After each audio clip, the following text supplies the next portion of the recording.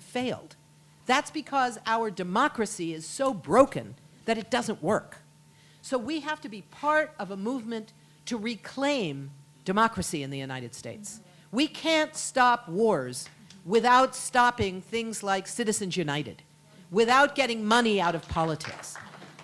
So the last point, when we talk about building movements, we have to recognize that we are part of a much broader movement. We are one stream in this broader movement that is fighting for justice, that's fighting for immigrant rights, that's fighting against police brutality, that's waging all of these fights, that's fighting for jobs, fighting for education, fighting for housing, that these are the crucial factors that shape people's lives in these countries. And in our country, these are the crucial questions. Because when people in our country can't feed their children, and we know the percentages of child hunger, when people in this country are being kicked out of their homes because they can't pay their mortgage or they can't pay their rent, and we know how many people are losing their homes, we can't ask people to stop thinking about that and start thinking about what's happening in Iraq. We have to be part of a broader movement that says that all of these things are connected, that the new $5.6 billion that Obama just asked for to pay for training, that should be staying home to pay for homes and education and jobs for people in this country. We stand on the shoulders of movements that have gone before. And can I end with one quick story? February 15th, how many of you were in the streets? February 15th, 2003, the day the world said no to war. 14 million people around the world who had the same demand, saying the world says no to war. And a lot of people after that amazing day said we failed. We didn't stop the war. I think it's wrong. We didn't stop the war, that's true. But we did something else. We created an entirely new kind of protest, and we set the stage for protests to come. And one of those was the people in Egypt who organized for February 15th. And all they could put together was a couple of hundred protesters, vastly outnumbered by police. And they said to themselves afterwards, there's some amazing footage of this in a film that just came out. They said to themselves afterwards, look, we had these white whiskey-swigging infidels all around the world organizing in their millions against war in our neighborhood. And this is the best we could do? We've got to do better. And 8 years later, those same people were at the center of Tahrir Square. And their better was the overthrow of a dictator. So the message is, you never know what's going to come out of the protest, the mobilization, the movement that you build. Thank you.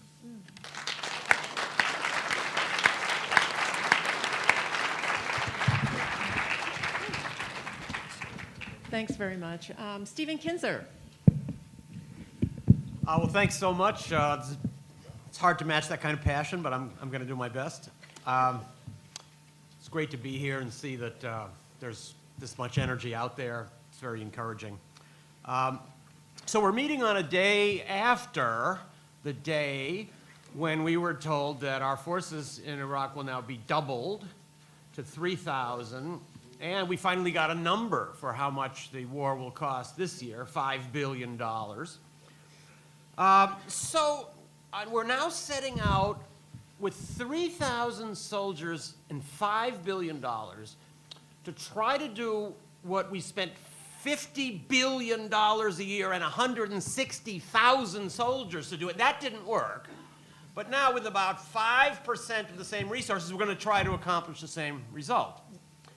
And you know, I wasn't able to figure out any explanation of why people could believe this, but whoever was in this room last figured out. Look right up here. If you can understand it, that's how we're going to do it. Right there. If you got it all, that's how we're going to win.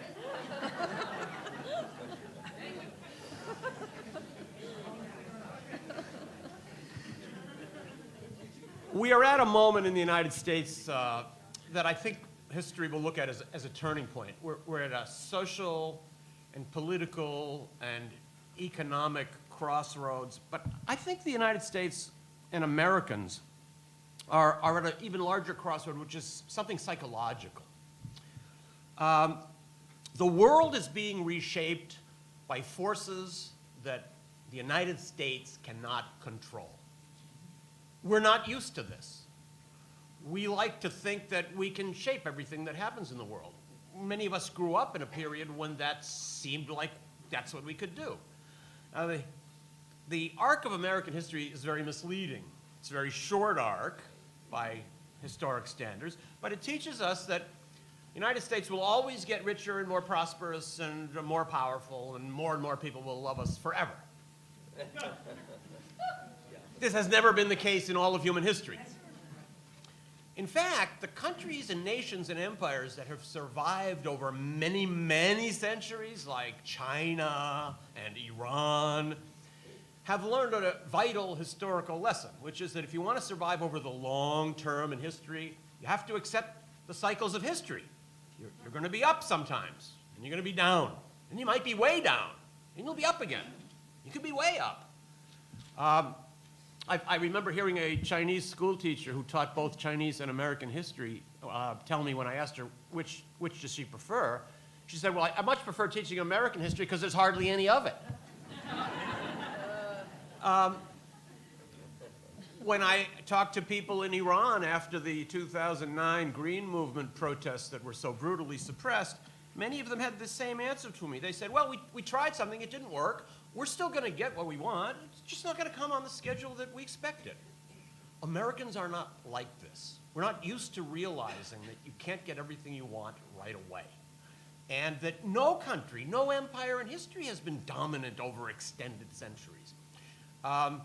So I think we're at a little bit of a psychological crossroads. It's a kind of a national crisis in our minds. We're looking around the world and realizing that we don't run things, that there are a lot of forces out there beyond our reach, and the worst of it is that many of the most malicious of them are reactions to our own interventions. Those of you who are Boston Globe readers will pick up your paper tomorrow and see my column about what has just happened in Libya. So it's been 3 years now since we invaded Libya. Libya has now ceased to exist as a nation. It is plagued with 100 different warlords and factions. We invaded there and bombed and overthrew the Gaddafi regime at a moment when we were told that we had to do this because a humanitarian catastrophe was imminent in Benghazi. I want to tell you that 250 people have been killed in Benghazi in the last 3 weeks. So the Libya intervention really stands as an object lesson to us if we needed a new one. What has happened in Iraq is another example of this. We talked momentarily about Iran earlier. Had the United States not crashed into Iran and crushed the democratic government there in 1953, so much of world history might have been so different. But yet we deluded ourselves into believing that this was an operation that was completely contained within a few weeks. We started it. It ended with the overthrow of the leader we detested after a few weeks, and we assumed that that was over, the end of the story. So because we're going to forget about it, we assume that the people in the target country will also forget. And we're quite shocked when years later it turns out that our interventions have had results that fester and burn in the hearts and minds and souls of people in other countries. You don't escape without paying for those sins. You cannot beat your child every day until he's 18, and then on his 18th birthday say, forget all of that. Now you're grown up. It never happened. Just pretend it didn't happen. The world doesn't work that way any more than human lives work that way. Now, the new threat that we're facing from the Islamic State is, I think, a great example of how the world changes in ways that we can't control. This organization is a master of social media. Their Instagram program is fantastic. I've never seen any government that can match it. They are so appealing to so many people in the world. This is also a group that, as you've heard, has sprung up in reaction to local conditions. It's a terrible threat to the people of Iraq and to the people of Syria. It's not a threat to the United States. I believe we have to come to a point at some stage in which we look at the Middle East and tell ourselves that the people of the Middle East should be allowed to shape their own destiny. It's not for us to pick and choose who's going to rule. You know, our own culture, Western civilization, has gone through terrible points also. Religion kept Europe in the Dark Ages for 1,000 years. Out of that came the Enlightenment. Countries have to go through difficult periods. And local people have to be the ones that make their decision ultimately. And I think that's the ultimate end of Islamic State. Islamic State will rule and people will find out what it is. It will either moderate or it will be overthrown. And when it's overthrown, it has to be the work of people that are in that country. As long as we are raising our commitment to fight that organization, we are providing it with a recruiting tool it could never provide itself. To go to Iraq and Syria and throw yourselves onto the guns of the Shia militia or the Kurds, it's not so appealing for somebody sitting in Malaysia or Nigeria. To go and fight the American empire that has crashed into Syria and Iraq is a great recruiting tool. People will love to go and answer that call. So we are essentially, as we've done so many times in our history, feeding our own assassins. Now, we are the captive of a series of stereotypes that we've picked up from our history that are deeply mistaken.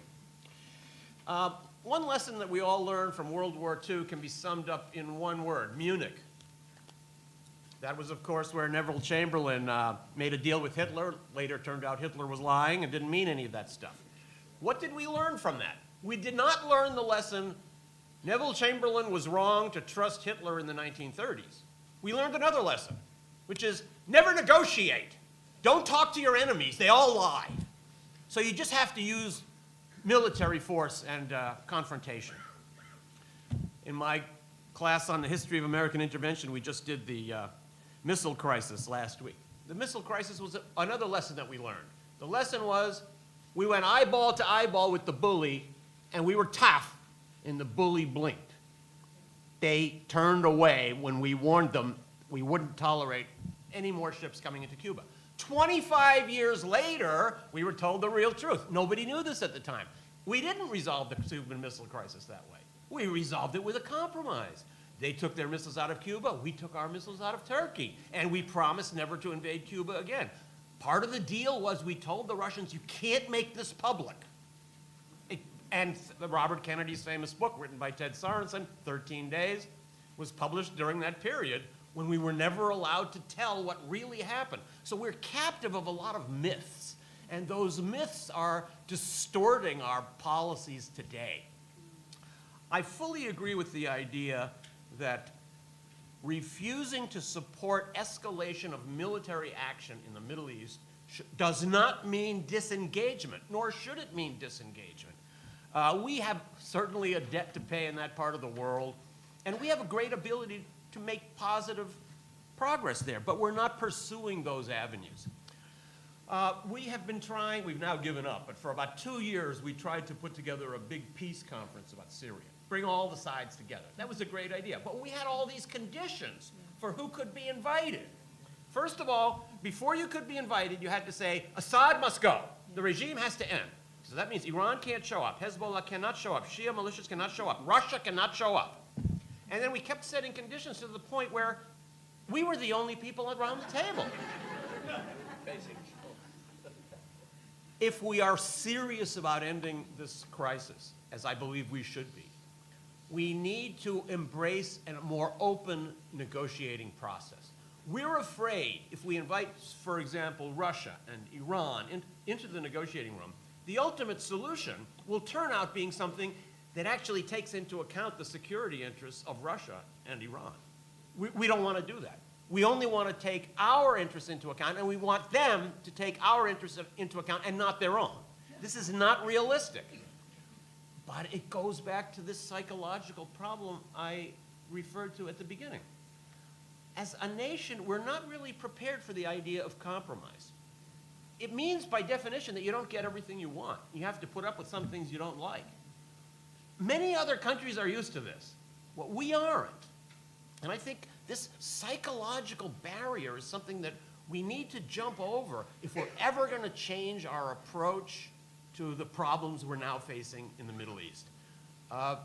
We cannot insist that we have answers to those questions that the people in the region don't have. This is a way of saying that we know what's good for the world better than the world itself knows. There's no other country that feels like this in the world. As I've lived in many countries and traveled in many countries, I've really concluded that the United States is the country that's the most different from all the other countries in the world. All other countries, even big and powerful countries like Germany, Russia, Brazil, Britain, all think of themselves as being one country in a world that's made up of lots of countries. Maybe not France. They're getting used to it now.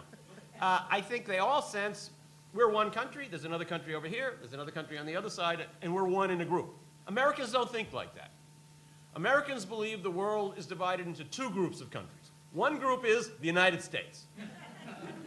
The other group is all the other countries in the world, made up of people who are mostly very unhappy, for very good reason, which is that they don't have the chance to have the only thing that's worth having in life, which is being American. This kind of cultural egocentrism is very dangerous. It's more dangerous for us than it is for others. It's often said Americans are ignorant about the world, and I think that's largely true. But people in other countries are also ignorant. There's a difference, though. If people in Paraguay don't know anything about Iran, that's unfortunate, because it means they're ignorant. But it doesn't have any effect on the world.